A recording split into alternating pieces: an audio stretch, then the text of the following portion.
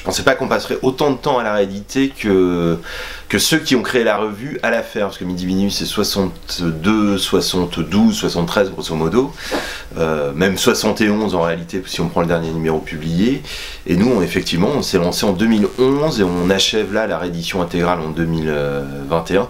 En réalité moi je pensais qu'on allait mettre 4 ans pour faire ça, d'ailleurs même 3 ans en fait pour être tout à fait précis, parce que ce qu'on pensait faire à la base c'était tout en 3 tomes et un tome par an. C'était ça qu'on s'était dit avec Guy Astic de Rouge Profond, et jamais j'aurais imaginé que ça prendrait autant de temps, et c'est vrai qu'en 10 ans c'est carrément une tranche de vie en fait. Voilà, en 10 ans il s'est passé beaucoup de choses.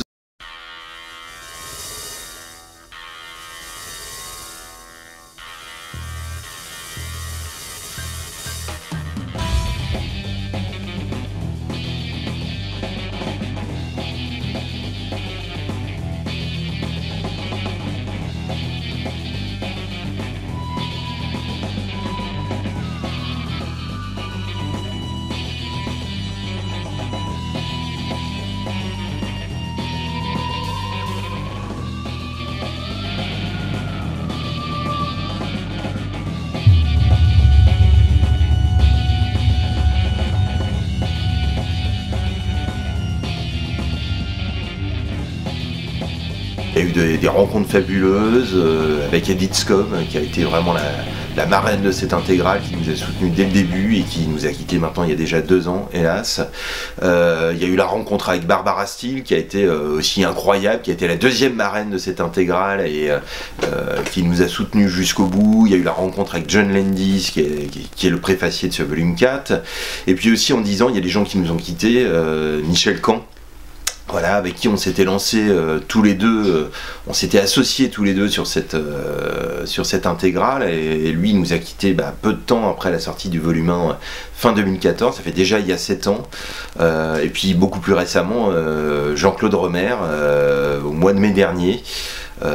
Jean-Claude, pour moi c'est une grande tristesse bien sûr, parce que j'aurais aimé qu'il voit enfin fini cette intégrale, qu'il puisse voir enfin les 4 volumes réunis, et quelques jours avant sa disparition, je l'ai eu au téléphone, parce que on venait de finaliser la couverture du volume 4, et comme il n'avait pas internet, je sais pas si c'était une intuition de ma part, mais j'ai senti qu'il fallait que je l'envoie très vite par la poste. Et donc je lui avais fait un courrier avec une reproduction de la couverture, et il m'avait appelé vraiment 3 jours avant qu'il ne meure. Et oui, voilà, le lundi, donc au téléphone, il était encore une fois extrêmement enthousiaste, il était très heureux de la couverture, il était surtout très heureux de ce qui allait se passer au Forum des Images avec cette grande rétrospective dédiée à Midi Minuit, et surtout par le fait qu'on allait enfin éditer le fameux numéro perdu. Lui il parlait tout le temps du mystère du numéro perdu, c'était vraiment sa manière de présenter les choses. Pour lui c'était quelque chose qui lui tenait à cœur, parce que pendant je dirais 50 ans, il n'avait jamais abandonné l'idée qu'un jour ce numéro puisse exister sous une forme ou sous une autre. Et donc il savait que là, dans ce volume-là, le 4e et dernier volume, on allait enfin finaliser ce numéro perdu sous la forme d'un numéro 25, 26, numéro double. Mais ça a été une longue enquête pour venir à bout du mystère du numéro perdu. Moi j'ai toujours vu ce projet cette intégrale Midi Minuit comme une renaissance en fait de Midi Minuit, une renaissance par d'autres moyens aujourd'hui, en transmettant la chose à un public cinéphile autre, enfin en tout cas une nouvelle génération qui n'avait pas eu accès au numéro jusque-là. Il y a toujours eu cette idée de démocratisation de la chose, parce que c'est vrai que la collection elle était hors de prix quand on arrivait à trouver quelques rares numéros sur les sites de revente sur internet, et nous on avait à cœur enfin de pouvoir redonner toute cette collection à un prix beaucoup plus modeste que ce qui se pratiquait jusque là. Et donc c'est vrai que il y a d'un côté la mélancolie, parce que voilà, maintenant personnellement moi je vais passer à autre chose, mais en même temps je sais pas, j'ai l'impression qu'aujourd'hui on fête vraiment Midi Minuit, notamment avec la rétrospective, notamment avec le fait qu'on a enfin accès à toutes ces collections, à toute cette collection. Il y a plein de choses qu'on peut imaginer. Je suppose qu'en fait ça va avoir plein de conséquences même que je n'imagine pas, c'est-à-dire que plein de gens peuvent s'en saisir aujourd'hui, imaginer des choses à partir de ça, ça peut être une source d'inspiration pour des tas d'autres choses hyper excitantes dans le futur, que ce soit, je sais pas, peut-être au cinéma, dans la presse, dans l'édition. Pas de baby blues après midi minuit, pas de sensation, bon je doute que tu as d'autres projets, mais on va en parler aussi, mais pas de sensation un peu de vide, de manque, non? Bah, en ce qui me concerne, non, pas de baby blues, parce que maintenant il n'y a que les bonnes choses, c'est-à-dire que autant ça a été infernal en termes de travail pour terminer le volume 4 à temps, parce qu'il y avait vraiment la date du Forum des images qui faisait que il était hors de question de ne pas être prêt avec le volume 4 pour la rétrospective, donc ça a été des nuits, des jours, des semaines, des vacances, des week-ends à ne faire que ça. Et là, en l'occurrence, oui, pas de baby blues parce que il n'y a plus que les bonnes choses en fait. Il y a des films à présenter, il y a des dédicaces, il y a des lecteurs à rencontrer. En fait, je suis très à l'aise avec la notion de promo parce que finalement, faire un livre, c'est quand même quelque chose de très solitaire. On se retrouve seul chez soi, voilà, à travailler seul. Et tout le plaisir, finalement, c'est dans les rencontres qui ont lieu après. Et là, je pense que tout 2022, ça va être ça, essentiellement. Donc bien sûr, là, en ce moment, c'est le Forum des images, mais je pense qu'on va très probablement proposer l'exposition qu'on organisait là-bas à d'autres institutions. Donc, elle est amenée à voyager, cette exposition. Donc, il y aura sans doute d'autres programmations, d'autres rétrospectives, ou en tout cas des soirées ponctuelles midi-minuit. Donc je pense qu'au contraire, là, on va être sur 2022, sur une année pleinement midi-minuiste et pour quelques temps encore. Et donc je compte surtout profiter de tout ça et de la joie que tout ça peut procurer. Donc non, pas de baby blues du tout. Là-dessus, pas de mélancolie du tout. C'est le Forum des images qui m'a approché il y a 1 an pour ce projet de rétrospective et d'exposition Midi Minuit Fantastique. Alors évidemment, moi j'étais hyper enthousiaste parce que c'est toujours formidable d'avoir quelque chose qui accompagne le lancement d'un livre, ça c'est une chose. Et puis au-delà de ça, c'était vraiment, c'est plus que l'accompagnement d'un livre, c'est aussi un événement en soi, c'était vraiment quelque chose qui pour moi actait la renaissance de Midi Minuit.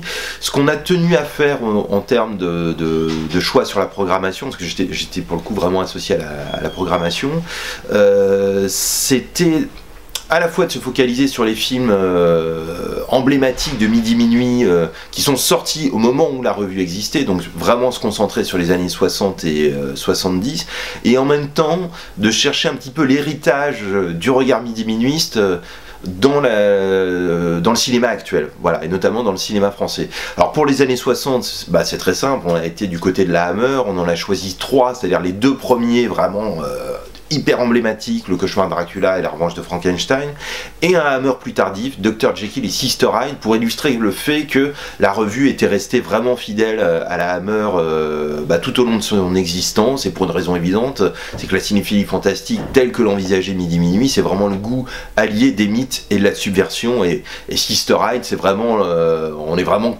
toujours là-dedans, 10 ans, enfin 12-13 ans après Le Cauchemar de Dracula, ça c'était évident. Je voulais aussi qu'on programme des films qu'en général on oublie un petit peu quand on parle du cinéma d'horreur britannique, et qui sont pourtant extrêmement importants, et qui étaient vraiment au cœur du fameux numéro 8, Érotisme et épouvante, dans le cinéma anglais, le fameux numéro qui a subi un petit peu les foudres de la censure sans être interdit, hein, on était un petit peu dans un entre-deux à ce moment-là, et donc je voulais qu'on programme L'impasse aux violences de John Ging avec Peter Cushing sur la fameuse affaire des résurrectionnistes Burke and Hare. Je voulais qu'on passe Jack l'Éventreur, toujours produit par, et là pour le coup réalisé par Monty Berman et Robert S. Baker. Je voulais qu'on passe Le sang du vampire, qui a été récemment restauré enfin dans sa version la plus intégrale possible, avec ces fameux plans qu'on avait vus en gros que dans la version dite continentale en France, des scènes de violence et des scènes équivoques, enfin qui traduisaient vraiment un érotisme propre vraiment au cinéma anglais de l'époque, c'est-à-dire quelque chose très porté sur le sadomasochisme, en tout cas sur une vision sadienne des choses. Donc il y a ces 3 films-là, très importants. On voulait bien sûr Le Voyeur de Michael Powell, alors là qui était vraiment le film vraiment au cœur du numéro 8 de Midi Minuit. Les Midi Minuistes s'identifiaient aux voyeurs de Michael Powell. Il y avait vraiment cette espèce de provocation chez eux dans leurs textes, dans leurs photos, parfois prises même dans l'enceinte du Midi Minuit, une manière de s'identifier aux serial killers, et derrière cette espèce de provocation en forme de bras d'honneur anarchiste, il y avait une manière de, quelque part, d'aller au bout de ce statut de revue manifeste qui était Midi Minuit, c'est-à-dire l'idée selon laquelle le cinéma d'épouvante ne relève absolument pas de ces arts d'assouvissement tels que André Malraux les dénonçait, mais relève en fait d'un art de la sublimation. Voilà, c'est ce qui se passe dans le regard de Mark Lewis quand il trucide ses victimes et qu'il les filme et qu'il se repasse les films dans sa cabine de projection privée, et c'est ce qui se passe dans le regard Midi Minuiste quand finalement ils écrivent des textes presque poétiques sur Fischer, sur Michael Powell, sur Mario Bava, etc. quoi. Impossible de ne pas passer Le Masque du Démon avec Barbara Steele, l'icône absolue de la revue. Le Masque du Démon qui avait ouvert lors du premier tome. On avait fait l'ouverture, c'était pour le volume 2 au Champeau, on l'avait passé. Ouais, on avait passé effectivement le Masque du Démon à cette occasion-là. Qu'est-ce qu'on passe d'autre? Un Jess Franco. Alors on aurait pu passer Le Horrible Dr Orloff, qui avait été un film très important pour la revue, mais j'ai tenu à ce qu'on passe finalement un film plus tardif, dont Midi Minuit n'a jamais parlé. Alors c'est une totale subjectivité de ma part, c'est Venus in Furs, qui est mon Franco préféré, qui est un film que j'adore, qui ouvre Franco au psychédélisme, je dirais, et qui en même temps vraiment est une merveille sur le plan du travail du son, de l'image. C'est une espèce de biographie rêvée de Chet Baker, mais qui rencontre la nouvelle de Sacher Masoch, donc La Vénus à la fourrure. C'est un film fantastique, solaire, absolument sidérant, et on est déjà un petit peu dans ce qu'on va adorer plus tard chez David Lynch. En fait, c'est d'une modernité folle, et puis à titre personnel, ça a été un film très important pour moi à un moment donné, notamment après le Bataclan. Voilà. Et donc voilà, très subjectivement, je voulais qu'on passe ce film-ci. On passe aussi des films plus rares, comme Jeu de massacre d'Alain Gessua, qui est un film totalement Midi Minuiste, au point d'utiliser des planches de BD de Guy Pellart, qui éditait au même moment Eric Losfeld, l'éditeur de Midi Minuit. Donc puis il y a tout un travail sur l'imaginaire, sur le rapport à l'imaginaire, qui est au cœur des questionnements de Midi Minuit à cette époque-là. Donc voilà, ça semblait évident de passer ça. Pour les films plus modernes, on a été du côté de Yann Gonzalez, de Bertrand Mandico, de Julia Ducournau, qui dans la manière d'aborder le genre, justement explose tous les codes finalement, et ça c'est vraiment une définition du midi minuisme au cinéma, parce que quand je parle du midi minuisme au cinéma, là je fais référence pour le coup à tout ce travail dans le court métrage dans les années 60. Il y a eu un âge d'or du court métrage midi minuiste, un âge d'or du court métrage fantastique qu'on a essayé vraiment de documenter avec tous les DVD qui accompagnent chacun des volumes de notre intégrale. Et c'est vrai, quand on regarde le travail de Bertrand, quand on regarde le travail de Yann, de Julia, il y a cette espèce de liberté dans la manière d'aborder l'imaginaire, le fantastique, voire le genre, une manière de s'affranchir de toutes les règles et d'offrir quelque chose d'éminemment personnel, et la clé c'est vraiment à chaque fois la toute-puissance de l'imaginaire. Il y a une foi là-dedans qui fait d'eux, à mon sens, un peu les héritiers de Midi Minuit. Voilà. On a prévu également des séances de court-métrage, ça me paraissait très important que les films qu'on a retrouvés ces 10 dernières années, parce que ça a été des enquêtes folles, que ce soit sur le Dracula ombre chinoise de Jean Boulet, Fantasmagorie et quelques autres films de cette nature, où ça a été presque de l'archéologie. Ça me semblait très important, non seulement bien sûr les proposer dans les DVD avec l'intégrale, mais de pouvoir les voir sur grand écran. Donc on a deux séances, une séance qu'on a intitulée Les frissons de Midi Minuit, comme le DVD du volume 4, et une autre séance qu'on a appelée Les cauchemars du Midi Minuit, comme le DVD du volume 2. Et c'est vrai que par exemple que voir le Dracula ombre chinoise de Boulet ou Fantasmagorie sur grand écran, c'est vraiment prendre pleine conscience que ce sont deux chefs-d'œuvre. Vraiment, pour moi, indiscutablement, ce sont des films dont l'impact est décuplé vraiment par le grand écran et révèlent toute leur puissance. Et ça me semblait vraiment très important de pouvoir montrer ça au public. Et quant à l'expo, alors là ça a été source de questionnement pour ma part, parce que on m'a demandé donc d'organiser une expo qui raconte l'histoire de Midi Minuit, qui nous dit ce que c'est que le midi-minuisme. Et la question c'était vraiment comment faire l'expérience d'une revue, mais par d'autres moyens, parce qu'il ne s'agissait pas de montrer des pages de la revue, il ne s'agissait pas de montrer des pages du livre. Et donc l'idée ça a été vraiment essentiellement de travailler sur la photographie, notamment de films évidemment emblématiques de la revue, mais pas simplement en faisant un kaléidoscope une compilation des films préférés de la revue, mais en créant vraiment des associations d'images, c'est-à-dire d'essayer de reproduire l'expérience qui était celle proposée par Midi Minuit dans les longs tunnels de photos. Il y a toujours eu des travaux d'association d'images sur des doubles pages, parfois de rencontres, comme les appelait Jean Boulet, entre deux âges du cinéma, ou entre par exemple cinéma et peinture, ou cinéma et bande dessinée. Et donc on a essayé vraiment de travailler là-dessus pour à la fois raconter l'histoire de la revue, à la fois expliquer ce qu'elle était en différents thèmes, voilà, et puis en proposant également une partie vidéo, ça me semblait assez important aussi, c'est-à-dire qu'on a proposé à différentes personnalités de lire des textes midi-minuit. Donc on a Jean-Pierre Bouixou ou Jean-Pierre Dionnet lisant des textes de Jean Boulet, on a Yvonne Monlaure qu'on avait filmé en 2013, quelques années avant sa disparition, en train de lire un texte à propos des maîtresses de Dracula, signé Michel Caen. On a Geneviève Caen en train de lire sa propre critique de Vierge pour le bourreau, un texte très drôle qu'elle avait sous-titré Les demi-vierges, tout un programme. Voilà, on a toutes sortes de lectures comme ça, et c'était donc une manière vraiment d'essayer de rendre vivant Midi Minuit, mais par d'autres moyens, dans le cadre de l'exposition. Le contenu du volume 4, c'est essentiellement les dernières années de Midi Minuit, c'est-à-dire que ça court du numéro 18-19 qui était sorti à l'hiver 67-68 jusqu'au numéro donc perdu et retrouvé enfin, donc le numéro 25-26 daté de l'été 73. Pour commencer, il y a d'abord une préface de John Landis. Alors ça a été une très belle rencontre pour moi. Je l'ai rencontré à Strasbourg il y a 3 ans, au cours d'une séance de presse, un matin où il n'y avait que 2 personnes dans la salle. Il y avait lui, il y avait moi. C'est donc une chance folle. En fait, on m'avait prévenu, donc c'était un petit peu un traquenard. J'avais prévu mon coup. J'étais venu avec un volume 3 dont la couverture était Raquel Welch crucifiée. Je savais que ça ferait un certain effet, cette photo. J'offre le livre à John Landis.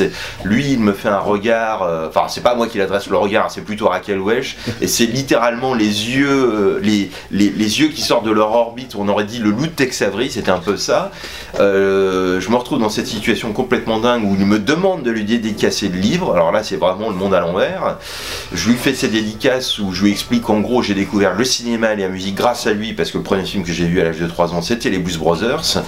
Et là, j'enchaîne. Du coup, il y a un volume 4, j'aimerais beaucoup que ce soit vous qui préfaciez le volume, et il me répond très simplement, vous m'envoyez le 1 et le 2 chez moi à Los Angeles, et ok, pas de problème, je vous fais la dédicace du volume 4.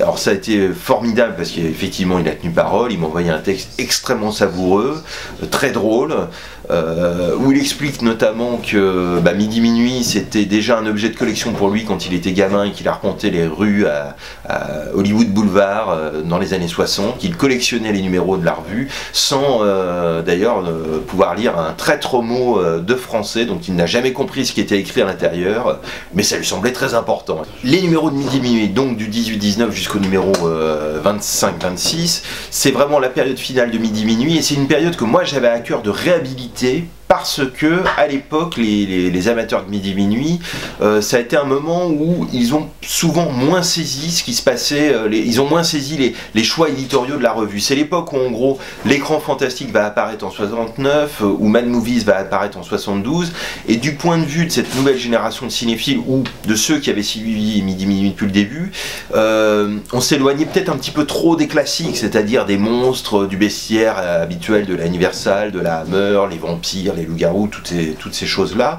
Et c'est vrai que par exemple la création de l'écran fantastique, c'était une réaction un petit peu de gardien du temps, de retour au classicisme, quelque chose un peu comme ça.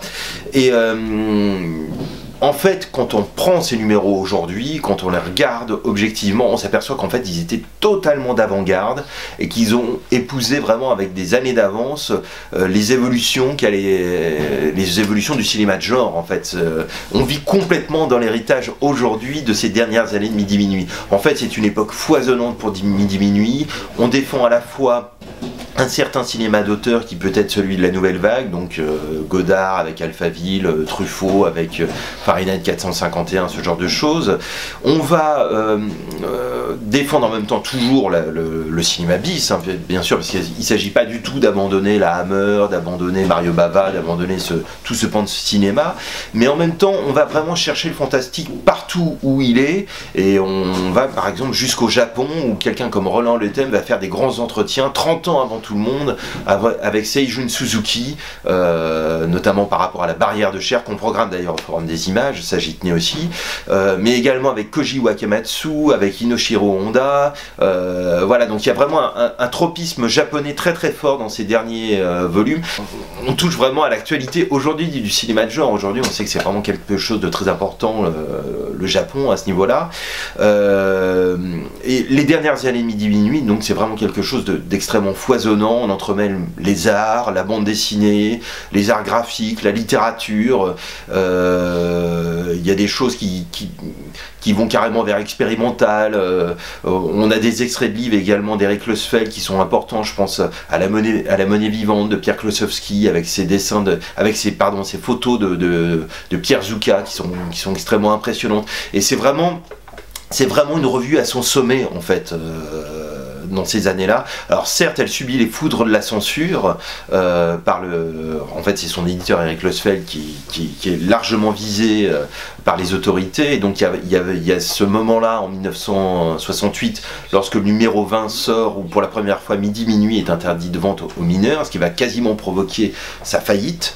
Il va y avoir 1 an et demi pendant lesquels il n'y a aucun numéro de Midi Minuit de publié. Eric Losfeld va trouver des nouvelles sources de financement en 70 qui va permettre à nouveau une régularité de la publication. Il y aura 4 numéros cette année-là, et puis à nouveau les autorités décident de sévir. Là on ne vise plus Midi Minuit en tant que tel, mais on vise vraiment l'éditeur directement. Il va être victime d'un certain nombre d'interdictions, d'abord pour ses publications érotiques, ensuite il va être condamné pour récidive parce qu'il va être soumis à la loi sur le dépôt préalable, qui est une loi scélérate qui en gros fait que lorsqu'un éditeur a déjà subi une interdiction, il est obligé de présenter devant le comité de censure tout autre ouvrage de même nature, mais l'ouvrage une fois fini, c'est-à-dire avec tous les frais engagés pour son impression. Ce qui fait que là, il y a deux possibilités, où l'éditeur refuse de soumettre l'ouvrage à la censure, ce que faisait Eric Losfeld en expliquant, mais moi tous mes livres sont des livres originaux, donc ils ne sont pas de même nature.